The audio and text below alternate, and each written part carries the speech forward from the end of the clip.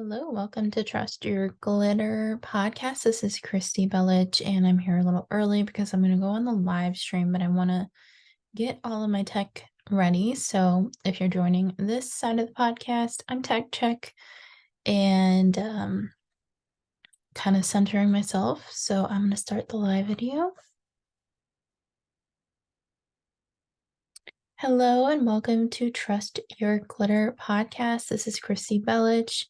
Happy Father's Day to those who are celebrating, and love to those who this might be a little bit of a tough day for everybody. So I'm not sure how everybody is. I wanted to just kind of do a live stream. It's going to be real low key, do my podcast for the week, just to talk about the week ahead for astrology, which is today, the 18th through the 25th of June, 2023, as we head into the summer solstice. So this is going to be a really important week.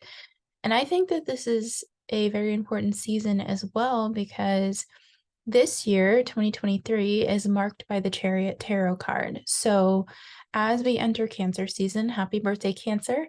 This is your tarot card. This is your time. This is your time to really kind of work on some very deep aspects in your life. And to those who join on live, I will be taking cards, so I can pull cards a little later on once I get through the astrology, and I can possibly do tarot, or I have some oracle cards out for today. So today, June 18th, is the new moon in Gemini, and that leads us into this week. So I kind of overlap with Sundays because a lot of people plan their week ahead on Sunday. So today's new moon is a little bit interesting because there's a little chaos that came with it. So I'm not sure if other people felt that Gemini chaos with the Neptune square, but we do have the solar lunar square to Neptune, which can cause a little bit of confusion. And I noticed it today with a lot of people. So I'm going to kind of tap in and be like, hey, you're not alone. And I know it's a holiday. So it is kind of one of those days where it's like there's a lot of emotions with Neptune, and there's a lot of having to kind of have that internal conversation with yourself with so many planets in Gemini. And as we open up the week, I do want to note that I've said put a pin and remember Venus in the sign of Leo is going to be going retrograde this summer. Well, on the 19th, tomorrow, she will be entering her shadow zone, which is basically the point in which the retrograde will go back to. So 12 degrees of Leo is the point where this Venus retrograde this summer will be going back towards. And Venus retrograde will be the 22nd of July through the 3rd of September. But in the shadow zone phase, we're all sort of getting this lesson of what this precursor will look like for a Venus retrograde. And Venus being, love, romance, self-worth, and in the sign of Leo, self-expression. So this is a really important note to take this week to kind of see where this retrograde is taking you. So I also want to kind of get into the fact that because of this, we also have the summer solstice on the 21st, which leads us into Cancer season. And that's a really important time for us all. I looked at the solstice chart for this year. And one of the things I wanted to look at were the angles, because the cardinal directions in astrology are Aries, which leads us into the astrological new year. Then we have Cancer leading us into the summer solstice or winter, depending on what hemisphere you're on. Libra leading us into the fall, and then Capricorn leading us into the winter. So I'm going by the northern hemisphere, but I'm also, I want to acknowledge everybody around the world and the fact that we are changing seasons astrologically as well. This is a time on the northern hemisphere where the light is shining the longest. And I think it's very symbolic that Venus is going to be in her shadow for this, because we also have, because this is Cancer season, I'm looking at where is the moon with this particular solstice chart. Well, the moon is also in the sign of Leo, and then this particular chart is at the highest point of the chart. So we have Venus, or the moon, Venus and Mars and Lilith all in the sign of Leo, all at the highest point of the chart for the solstice chart. And why I think this is so important is because this journey about self-expression is kind of giving us the dynamic. When we're in the phase, when we're in the season of the moon, Cancer is ruled by the moon. And at the same time, we are experiencing the polar sort of pull of the sun. So there's the sun and the moon giving us that light and the reflection. And I think it's very poignant because we open up this week today, as I'm speaking, right after this new moon in the sign of the reflector itself, being Mercury's, Mercury's a sign of Gemini. And I think it's important because there's these continual dynamics of paired opposites, reflections in our lives that are bringing us these lessons, whether we want them to be there or not, of our shadow self, of the positive self, of who we are. I mean, I'm on two cameras right now. How Gemini is that? How paired opposite is that? And I think it's important because during this particular Cancer season, it's not even about working with our particular moon or our fourth house. It's also looking at our ascendant. It's also looking at our fifth house, which is, love affairs, romance, creative expression, as I said before. And creativity does mark this year. This is a year of the Chariot. This is the year of 7. This is a spiritual year of synchronicity. So I think it's also important to note that the dynamic of our sun and our moon in our personal astrology charts is really important to look at. And as we move through this week, it's very interesting because there's a lot of asteroid activity this week. Even on the day of the summer solstice, before the solstice happens, Ceres, which is the asteroid of a healing asteroid, think like holistic, like think about your, like, if you're anything like me, like think about going into your favorite holistic store and getting, what I love, I love essential oils, like getting your favorite essential oils and how that makes you feel and how that really brings you back to center, whatever brings you towards more a holistic center. Ceres is entering the sign of Libra at 0 degrees. So I like this energy. It's going to square the solstice, but it's going to give us again. I love, it's like a Tool song, or it's like an Alex Gray painting. It's like the Hall of Mirrors kind of follows itself even through the asteroids. So it's like, here we have Ceres, the healing asteroid, enter Libra, which is the dynamic of partnerships, while on a whole scale, we're experiencing this dynamic of, divine lunar, divine solar energy, while Mars, divine masculine, and then Venus and Lilith, divine feminine, are in the solar sign of Leo, while Venus is in shadow, letting us know that this Hall of Mirrors continues throughout September and beyond for us during 2023. Now, this is the 21st. We have a big day on the 21st. Whether you meditate on that day, I've been listening to like Magenta Pixie, who talks about, being in the grid lines of this particular equinox and how it's important to receive those downloads, for people who cannot be in the UK. This is, just a time to honor your sacred lunar energy as we move into the sign of Cancer. And the next day, Juno, again, another partnership asteroid, enters the sign of Cancer at 0 degrees. So we have this beautiful alignment the day after in the sign of Cancer. So here we go with the sun there. Juno asteroid is there, squaring Ceres. I think it's very, very, very symbolic. And then the same day, Vesta, the asteroid of the vestigial home and hearth, think more like Virgo, but like sacred burning fires, enters the sign of Gemini. So we do have a lot of asteroid activity this week, and I don't generally note a ton of asteroid activity, even though Juno was conjunct the new moon today. It's just so like, it's almost like there's a mural being painted and we're just part of it, you know? So I want to talk about that before I get into the aspects of the week. And boy, we have a lot of aspects, and I wrote a lot of notes. And I'm going to shout out to those who are watching on my live. I didn't announce it ahead of time, really. So thank you for joining me today. Today we have the, well, sun moon energy square Neptune. That's going to take us through the week. I want people to note this. We've visited this every year with Gemini season. We visited this square, and I think it's important to note this because I've talked about how, Mars was retrograde with this square.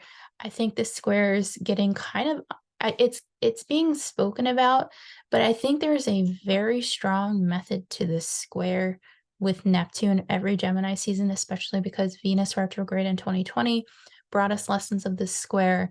Then Mars retrograde between 2022 and 2023 brought us lessons of the square between the sign of Gemini and Pisces. And I think, and this is just through doing the work, and I know that those who watch, clearly I've had panic attacks on this, I think that a lot of the work is related to self-talk. I think a lot of the work is related to what spells, if you want to put it that way, what verbal rituals have you done to yourself? And I'm me included, where it's like you say this thing and it's almost out of habit towards yourself, where it's like, I am blank. And you're like, am I really this thought, or have I created the reality around this thought? And maybe, when Venus goes retrograde in the sign of Leo, this is a time where, yes, does Leo get the rep of being like narcissistic, looking in the mirror and like puffing out their mane and being like, look at me, look at me. You know what? Let Leo shine. Everybody has Leo in their chart. We all have specific signs in our chart. And I think it's important to note, what does your fifth house hold? Really, when you look at your chart, take a peek at that fifth house, because that's Leo vibes right there that you really kind of want to see, and for those who are like, hey, I don't have any planets there. Is there anything opposing that house? Is there anything transiting that house? So who's up in that fifth house? And so say your fifth house is, let's just pick something random. So say your fifth house is Capricorn. I just thought of a planet that doesn't really vibe with the sign of Leo per textbook, right? And you're like, dang, I have a Capricorn fifth house. And you look there, there's really no planets there that you have. But what do we know about the sign of Capricorn? Well, Pluto has transited back into Capricorn. So you're looking at a fifth house energy that's saying finding your creativity through this Venus retrograde self-expression through more psychological analysis. So that would be sort of how your self-expression would come through. And this would be kind of the theme of the summer. So say you're like, hey, I want to go back to school and dig into or take a course or do something related to your psychological makeup. That would be something very Venusian for you because you have a Capricorn fifth house. So it's like, how is that fifth house expressed? Okay. So on the day of the solstice, oh, I want to say before that, Jupiter is sextile Saturn on the 19th. I love that. We have nice sextiles throughout the week, which means they're in friendship signs. So it's like, think there's a sign, skips a sign, and they're like this nice little solid friendship sign. Jupiter sextile Saturn in Pisces, Jupiter being in Taurus still. Very nice on the 19th, especially when Venus goes into shadow. It gives us some clarity. It gives us some ability to take authority in our personal abundance. This could be a good money day for some people, especially as we head into the solstice and setting intentions with the new moon. So on the day of the solstice, the sun is briefly quincunx Pluto right before the solstice. So this would be the sun in Gemini, quincunx Pluto in Capricorn. And this might just be like we're kind of bobbing into this. We're kind of like, all right, I wasn't, the way that I intuitively feel this is it's almost like we're woken up. It's almost like I have to jump in a certain way, but yet at the same time, I want to hide in my shell. So it's very like kind of we're bobbing into this new energy, and it's intense. I mean, this is an intense energy. Cancer season, I don't think we really like I do when they say summertime sadness, I think they're really just talking about Cancer season. I really do, because it's really like, wow, I am here with my thoughts and it is sunny outside. And yet on the inside, there's a lot of work that still needs to kind of be done. So I think it's Cancer season is a very tricky season. The next, oh, the 21st. Mercury is also sextile Mars in Leo, but also remember that Lilith is right up at Mars with Mars. So Lilith, being the raw sacred feminine, is conjunct Mars, and that is at 18 degrees Leo. And I'm interested about this because I find it fascinating. Take a peek at your chart if you know where your Lilith is. She's guiding you through this, but she's very much in this sacred journey in Leo right now, and she has a lot to say to you. So take a peek in the mirror if you're doing any mirror work, or take a peek on your journal and see where your sacred feminine is coming out. She is a feminist. She is fighting. She's a revolutionary. It's interesting that she's right with Mars because she is saying, I'm toe to toe with you, motherfucker. I'm toe to fucking toe with you. You want to play? Venus might be going retrograde, but sure as hell, I'm right here with your ass. So that is what she's saying to Mars and Leo. She's saying, okay, okay, big stuff. You might be the king of the whatever. And I have my Kali cards out in honor of Lilith. We also have the next day, Mercury is sextile to Chiron. So the conversations, I think, are very clear. That's the thing about this, is I think the conversations are like, hey, there's still more healing to be done, but holy shit, this is super clear. Chiron gave me a lesson. Do you think I want to go back and get stuck in this bullshit? It might be that Venus retrograde is dealing with heartbreak or upset, but I do think that there's a lot of taking back your power with this particular Venus retrograde, and we'll get into like more detail because it as opposed to like a Venus retrograde square Neptune where you're in a situationship, this is saying no more situationships. No. Lilith is here. This is not a sign where it's like I am being pummeled and victimized. Leo is a sign that says I am in my full power. So giving that Venusian energy the chance to express herself during the retrograde, I think, is the advantage here. I'm sure a lot of articles are going to be like, you know, you might wear the wrong outfit, or you might get the wrong, you might, if you dye your hair hot pink, it might look terrible. You know what? Dye your hair hot pink and let it look whatever, you know, there's really a lot more to this, and it's a lot deeper than just like appearance, even though maybe Leo, the sign of Leo often gets associated with just appearance. There's far more to Leo. I mean, Jennifer Lopez is a Leo, for fuck's sake. Like, and I know she has a Scorpio moon, but you know, that's somebody who pays attention to every detail and wants to do things the correct way and wants to really express so many different things. You know, this is a revolutionary in what they do. And maybe, you know, when it comes to creative expression, it might not be gotten right, but that's not what creativity is about. There's no getting things right. You know, it's about continuing to go. Like, I almost didn't go live today, and I was like, you know what? It's not about perfection.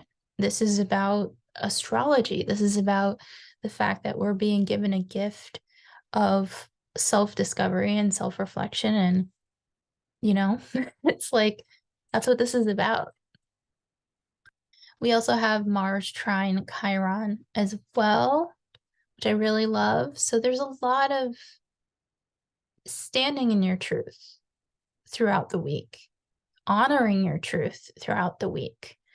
And the sun is sextile to the North Node on the 23rd. Beautiful. Like, just saying this is a direction to go towards. This is where this is supposed to be headed. It might not be right now because the North Node is in Taurus. This is, a fixed sign energy. But the sun being in Cancer saying, give yourself some compassion here. Look how far you've came already. And follow the lunar cycles each day. Just check where the moon is every single day for the next season until we get to Leo season, because that's already going to be having a factor here as well. And we'll talk about that at the end of the week too, because the same day, Mercury is biquintile Pluto.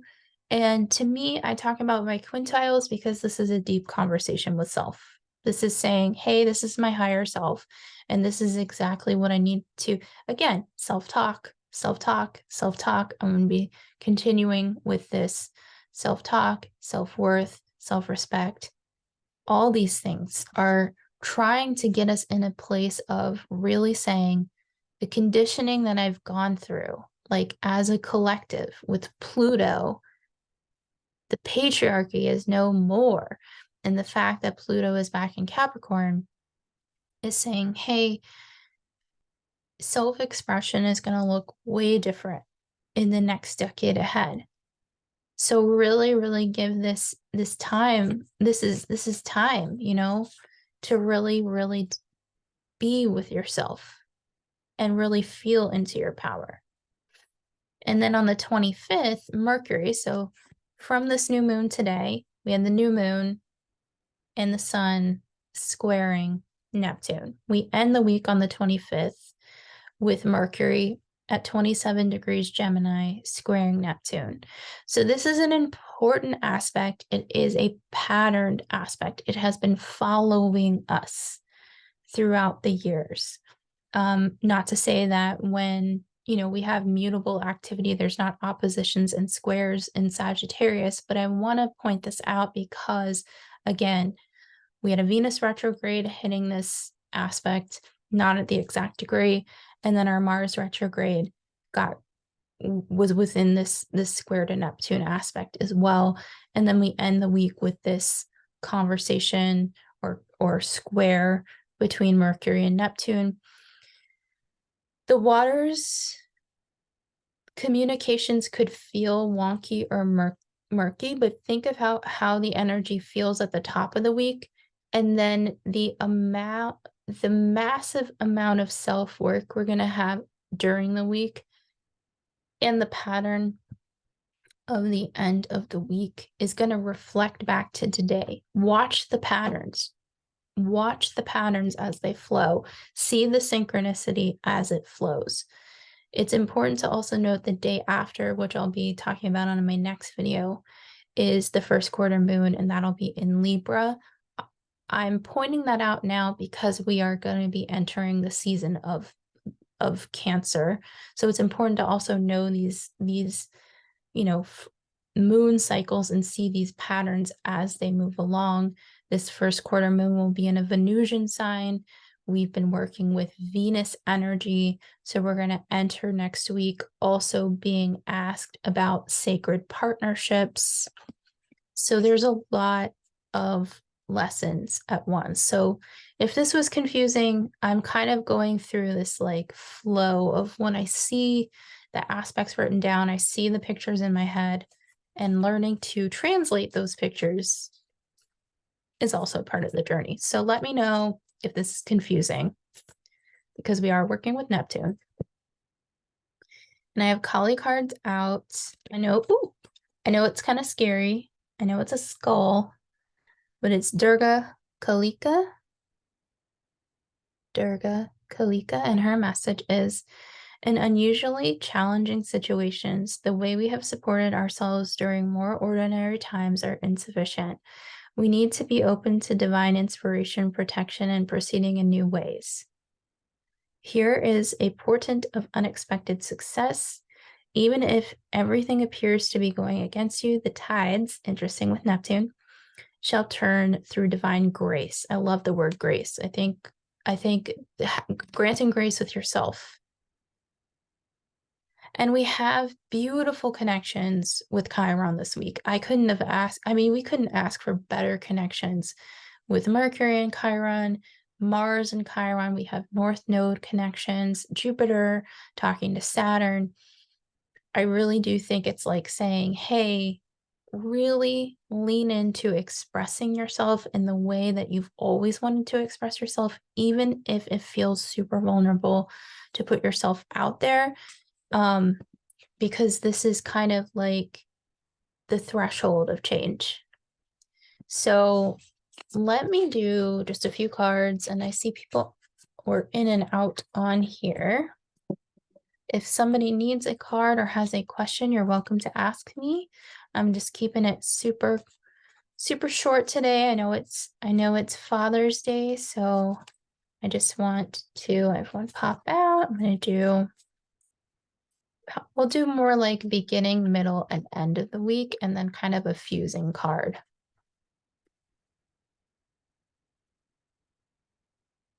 And I'll do like the bottom card is the fusing card. So the beginning of the week is the Eight of Pentacles, focusing on that work. And the work, it could be the inner work. Eight of Pentacles is definitely like that craft. And I know that a lot of comics and writers listen to this. Let me get into like a meditative position. I know a lot of comics and writers and artists are more who I have on my social media. So this is just like pen to paper, you know? If you're doing daily affirmations, it's that kind of work. It's like focus on the work, and the work is the inner work always. What isn't it always the inner work? Middle of the week, interesting, Nine of Pentacles. So it's interesting that we evolve. Beginning of the week, it's like, hey, I've been focusing on my inner work, and now it's kind of time to say, hey, can Jupiter bring me stuff? Can North Node bring me stuff? I put these wishes out here. And with Pentacles, it could be in the form of career. And it's interesting what actually stands out to me is not the little bird, which normally stands out in the Nine of Pentacles, but the little yellow crystal on the unicorn's butt. And I see it as citrine. And citrine is a crystal that represents our second chakra, our sacral chakra. So it could be saying, this Venus work that we're doing is really that it's like that universal with Lilith up next to Mars. It's that universal, like, fuck you. You told me I couldn't do this, and I did. And it could even be yourself. Like, it could even be like you were like, oh my God, I listened to these voices in my head that tried to like screw with me. And the reality is, let's see what the end of the week card is. This card, 10 of Swords. 10 of Swords.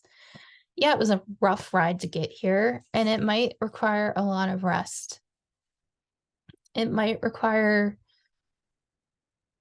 cutting out some things, because the fusing card is the 10 of Cups. So we have two tens out at the same time. What fuses this whole reading together is saying, hey, the most important thing is love. However family looks, or however love looks for everybody, family, community, the community you're building, you went from a place of being laid out to a place of like, this is pure harmony. These are my people. This is my crew. That's what Venus retrograde wants us. She wants us to find our crew, because the reason is we're still kind of in this age of Aquarius. So we're looking at the opposition of Aquarian energies, even if Pluto's no longer in the sign of Aquarius. We're still kind of like in that phase of like the in between, but it doesn't discount the lessons that we get, those downloads that we get, those integrations. So if we want to look at this as literally mind, body, the body keeps score integration, That's exactly what is kind of going on. It's like, and when I look at the whole, if I zoom out of the solstice energy, it's steam, right? We have fire, water, air, Mercury still being in the sign of Gemini, brings steam into our lives. So what do you feel steamy about? What steams you up? Okay. Is there any other card that wants to come out in this deck? Because this is going to be a short and sweet live. The worlds, those fixed signs, those lunar nodes are still directing the show. They're like, there's the actors on the stage and they're loud and they're like, blah, blah, blah, blah, blah. We're so loud, la, la, la. We have big costumes and glitter on and all this stuff, and everybody can see us. But really, behind the scenes, there's a director who's like hasn't eaten in like 200 years, and they're just like ready for this to wrap up. They have gotten zero sleep, and they've been working. They've been WERK, you know what I mean? And they're just like, we are just so ready for the North Node to enter Aries because we have been exhausted for like 2 years. It's been like almost 2 years. The show needs to wrap. The show needs to wrap. And Venus retrograde is like, oh my gosh, like, did you guys know that I'm going to be retrograde when these nodes move? And the director is like, I don't give a flying fuck. Like, Venus can be super retrograde and I will 10 of swords the fuck out that. Give me a fucking velvet couch, North Node in Taurus. Give me a velvet couch. All right. Once that North Node moves into Aries, we're going to have a nice little like fire vibe. And that energy will be more like, okay, I don't quite know how to be a leader, but yet I do know how to be a leader because I was meant to be a leader, and like just figuring out that leadership strategy while a planet's in retrograde, re-strategizing. I talked about strategy last week. I understand Neptune is involved with this, but you can strategize with Neptune. I think Pisces energy gets I really dislike, okay, I'm gonna get on a Leo Venus soapbox for a second with Mars and Lilith.